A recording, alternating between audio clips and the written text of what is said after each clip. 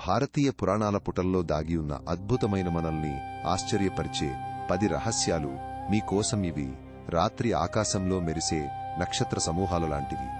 దీర్ఘతముడు అనే మహర్షి గుడ్డివాడిగా జన్మించినదిలో వదిలివేయబడినప్పటికీ గొప్ప వేదజ్ఞానాన్ని పొంది ఋగ్వేదంలోని అనేక శ్లోకాలను రచించాడు.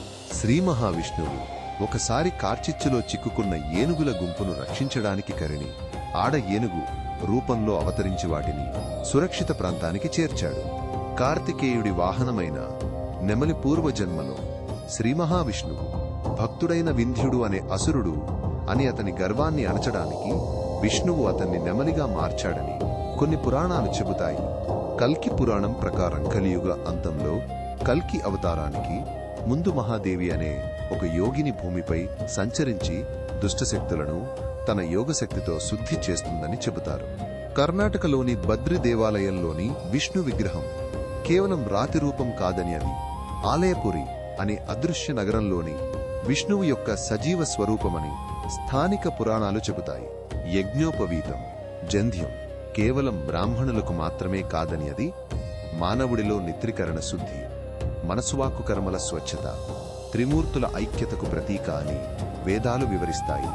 ఇంద్రజిత్తుకు బ్రహ్మాస్త్రం లభించడానికి ముందు అతను 10,000 సంవత్సరాలు తపస్సు చేసి బ్రహ్మదేవుడిని ప్రసన్నం చేసుకోగా బ్రహ్మదేవుడు అతడికి దేవేంద్రజిత్తు అనే బిరుదుణ్ణి ఇచ్చాడు. ఒకసారి అగ్నిదేవుడు వాయుదేవుడు తమలో ఎవరు గొప్ప అని పోటీ పడగా శివుడు వారిద్దరూ విశ్వానికి సమానంగా అవసరమని బోధించి వారి అహంకారాన్ని అణచివేశాడు. పురాణాల ప్రకారం సప్తర్షి మండలం కేవలం నక్షత్రాల సమూహం కాదని, అవి భూమిపై ధర్మాన్ని నిలబెట్టడానికి నిరంతరం దివ్య జ్ఞాన కిరణాలను ప్రసరింపజేసే 7 మహర్షుల దివ్య రూపాలు.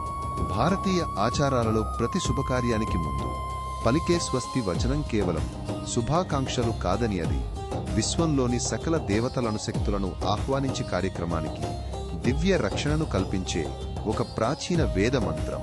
ఇవి కాలగర్భంలో నిక్షిప్తమైన ప్రాచీన గుడుల గోడలపై చెక్కిన అపురూప శిల్పాల వలె. వాటిని మనం శ్రద్ధగా పరిశీలిస్తేనే అసలు సౌందర్యం దర్శనమిస్తుంది. ఈ అపురూప జ్ఞానాన్ని మరింత లోతుగా తెలుసుకోవడానికి మా ఛానల్కి ఇప్పుడే సబ్స్క్రైబ్ చేయండి.